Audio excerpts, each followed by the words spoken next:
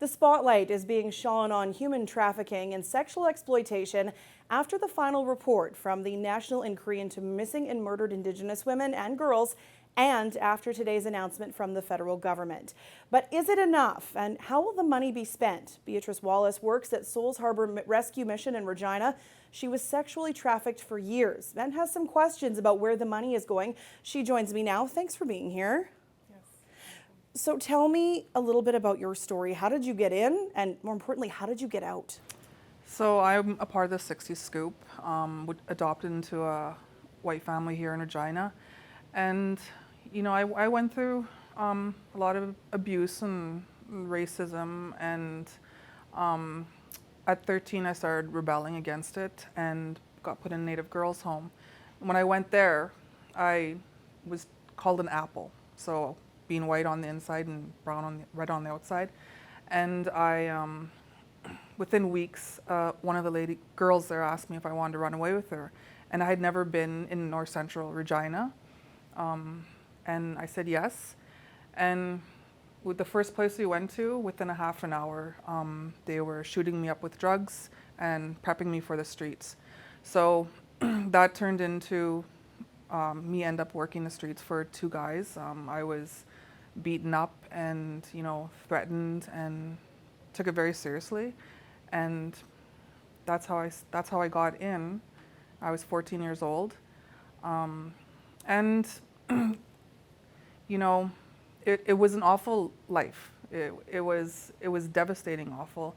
And, you know, this went on for, you know, I started running away, getting picked up, and, you know, just the trauma of that just led me on a bad addiction cycle, and just preferring homelessness over, you know, a place to stay, always in survival mode. And it wasn't until, you know, about 15, 20 years ago when I realized that I didn't want to, you know, live that lifestyle.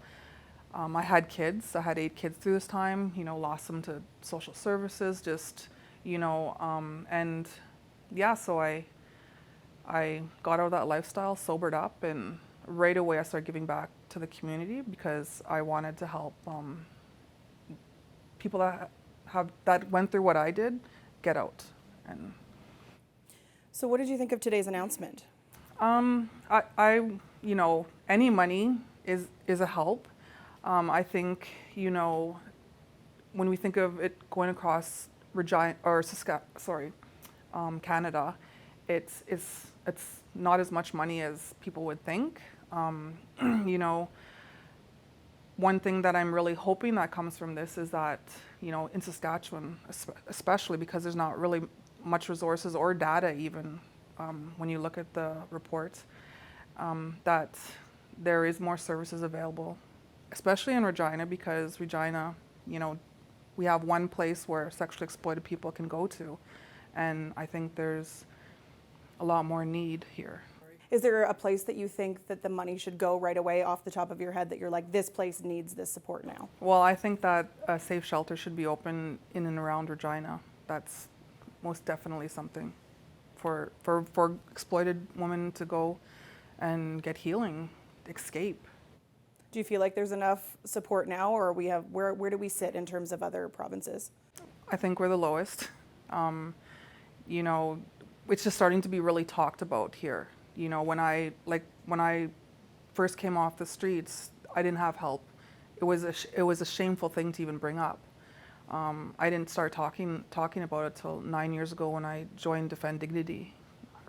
Well, thank you so much for sharing your story with us today. Yes, you're welcome. Beatrice Wallace is a sex trafficking survivor and works at Souls Harbor Rescue Mission in Regina.